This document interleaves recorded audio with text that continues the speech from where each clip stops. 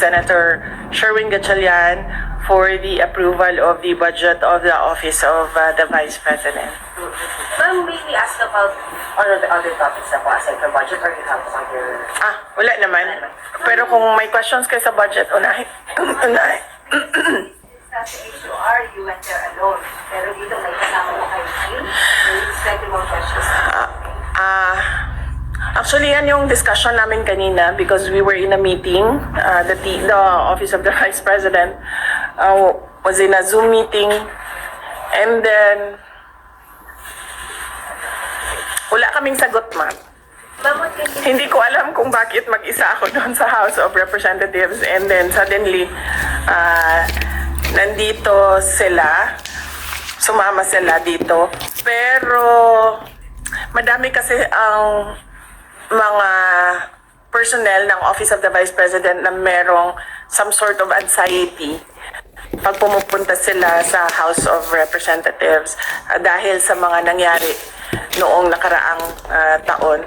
Likely baka yun yung rason bakit ayaw nila ako samahan doon sa HOR. What can you say, smooth sailing po yung budget dito sa Senator Bongo? Sabi gusto pa niya ibigay yung part ng budget niya sa opisina niya sa inyo.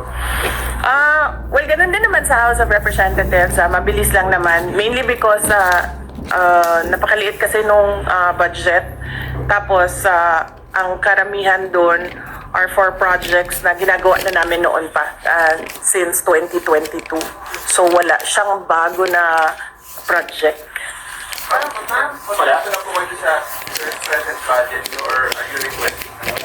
Especially sa social services fund.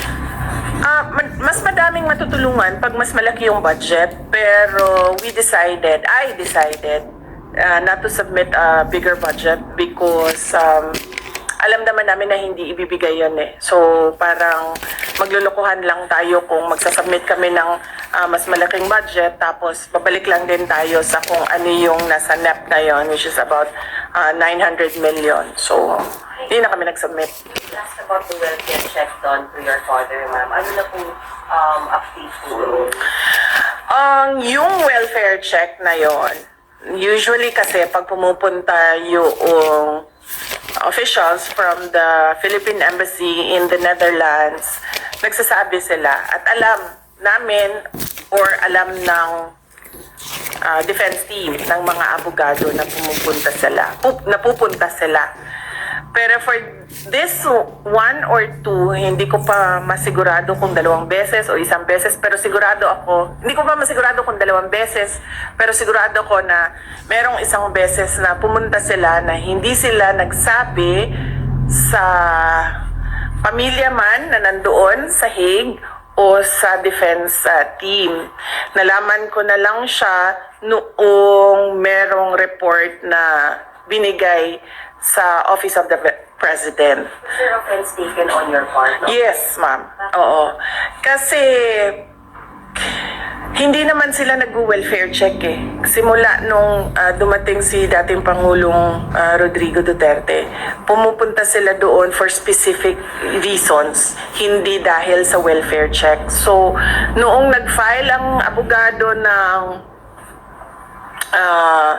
indefinite adjournment, noong proceedings, suddenly meron ng welfare check na ginawa yung officials ng embassy.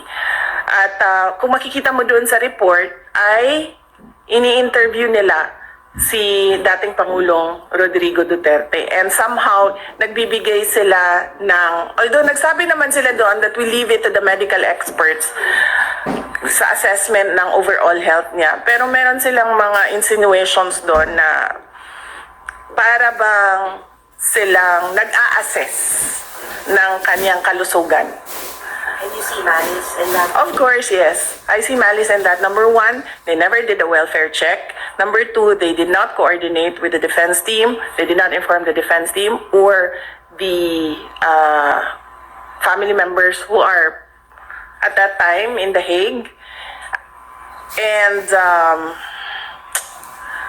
yun, Makikita mo sa report, nag-a-assess sila sa kalusugan. But ICC said it has to have a consent of the detainee daw for them to allow any representative from the government. So we would like to assume, based on their statement, here are they allowed it?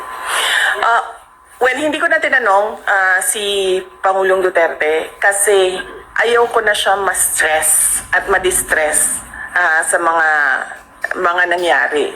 And ayaw ko na isipin niya na merong mali doon sa mga sinabi niya. So ayoko na i-confirm pa sa kanya kung ano yung nangyari doon. The confirmation of the reports that I got a copy of, enough na yon para sa akin na sabihin na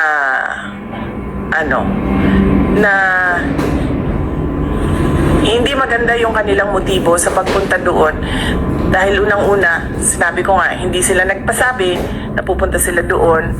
At nangyari lang yon noong nangyari lang itong welfare check na ito noong merong filing ng indefinite adjournment. At makikita mo sa report, nag-a-assess sila ng kalusugan. Kaya po explanation sa inyo, baby, even after the fact na bumisita sila. After the fact, wala silang explanation. I believe nag-explain ang Department of Foreign Affairs, ang DFA. They said that naggumagawa talaga sila ng welfare check sa mga kababayan natin. So where is he right now? Is he at the hospital or at the detention? Nasa detention, as far as I know, nasa detention facility siya today. Yes. Kailan niyo po siya nakausap?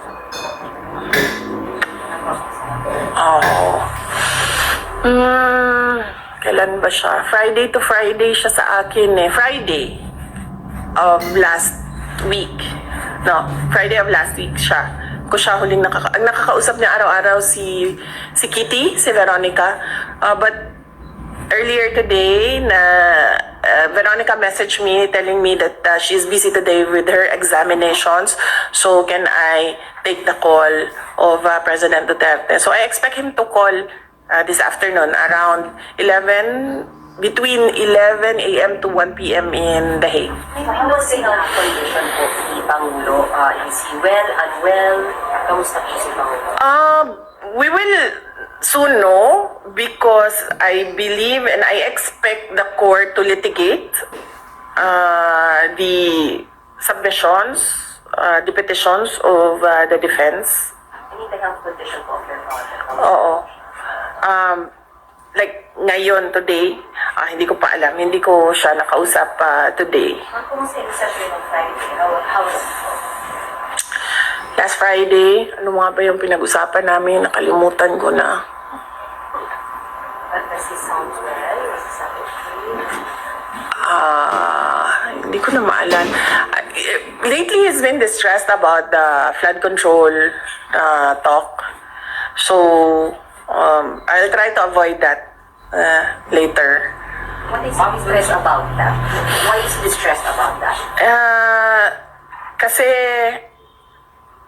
well, sasabihin lang naman kasi ni PRD na sinabi ko na si BBM ay hindi marunong, he's a weak leader, and he doesn't know anything at all about governance. So, are you distressed the same way as he is about the flood control? oh yes, ma'am, of course. Sinabi ko na yan noon, hindi naman masama ang loob ko sa ginawa nila sa paninira sa pangalan ko eh. Masama ang loob ko dahil sa ginawa nila sa bayan. Ma'am, regarding the interim release, may country na po ba na papupuntahan si President Duterte? Merong bansa na nagsabi na tatanggapin nila si dating Pangulong Rodrigo Duterte.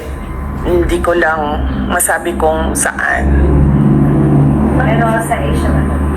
Hindi ko masabi kung saan, ma'am, kasi hindi ko masabi. Ma'am, your reaction lang dun sa mga lumalabas sa Senate hearings, allegations of bags of money being delivered po kaila Congressman Galdi, Congressman Romualdez. You have any reaction on that? Billions of money po? Well, matagal naman namin na alam yan dahil matagal naman na yan pinag-uusapan. Simula pa lang noong pagpasok namin as President and Vice President, naririnig na namin yung delivery ng mga pera na nakalagay sa mga suitcases.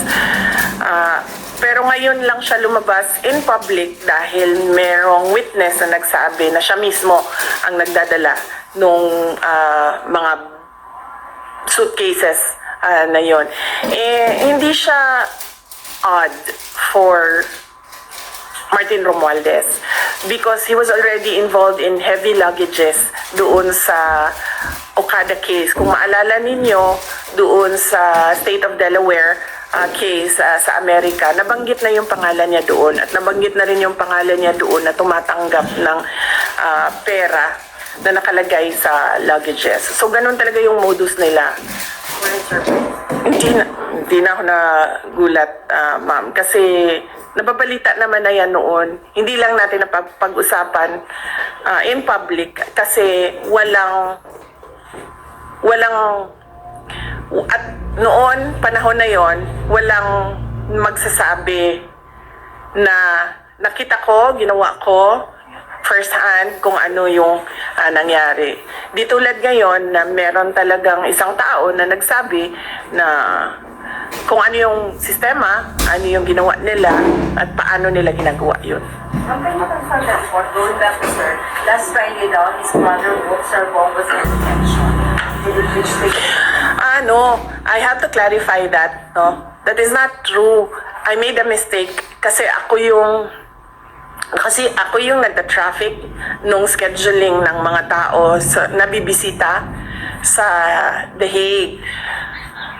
Noong merong pinasa sa akin na listahan ng schedule, akala ko yun na yung final confirmed schedule. Hindi nakasali doon yung Friday nakaraan na schedule. Akala ko hindi nakasali yung Friday. In fact, nandoon na siya sa The Hague, yung kapatid ni dating Pangulong Rodrigo Duterte, precisely for that visit. Pero hindi ko nabantayan sa bagong listahan na wala yung Friday doon. So, ako ang nagkamali doon sa hindi niya pagbisita noong Friday.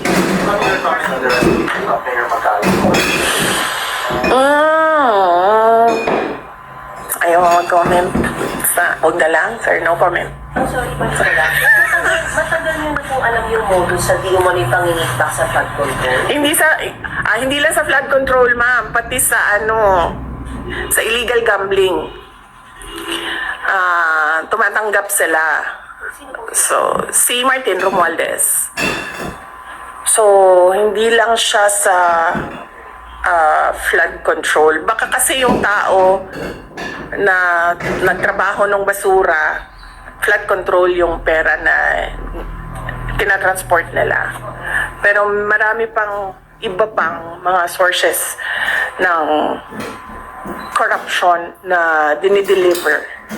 How may we know po yung source of the information that they are receiving? Yung mga, ayoko sabihin kasi tatanggalin nila, pag sinabi ko tatanggalin nila yung tao, wala na tayong...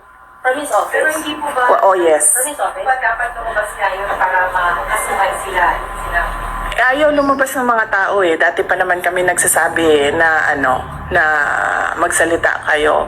Takot lahat kasi magsalita ngayon dahil syempre aabot yun until the office of the president. Diba? So, walang nagsasalita. Pero pag sinabi ko kasi kung sino at anong klaseng personnel, maano nila kung sino yung nagsasabi doon sa loob. But from the office of Congressman Romualdez po yan? Oh yes. Ito din yung mga tao na nagsasabi sa akin na na aatake sila sa confidential funds. Ito din yung reason kung bakit hindi na namin ginamit yung confidential funds on the 3rd and 4th quarter. third and fourth quarter noong 2023 kasi sinabihan na kami na pinagmimitingan sa loob. But do you think the government is still stable? Given No. Ma'am, no. Our institutions are clearly abused. They are used for personal gain. They are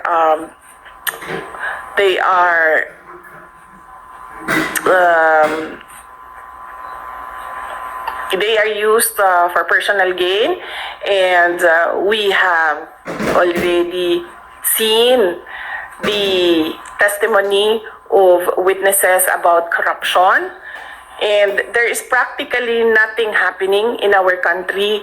Ilang ulit ko na yan sinasabi noon na tigilan yung politika, tigilan yung pag-una ng pansariling interes kasi walang nangyayari sa ating bansa. Meron ba kayong nakikita at all na project na nakatulong sa ating bayan? Wala. In fact, we ran on the platform of unity and continuity.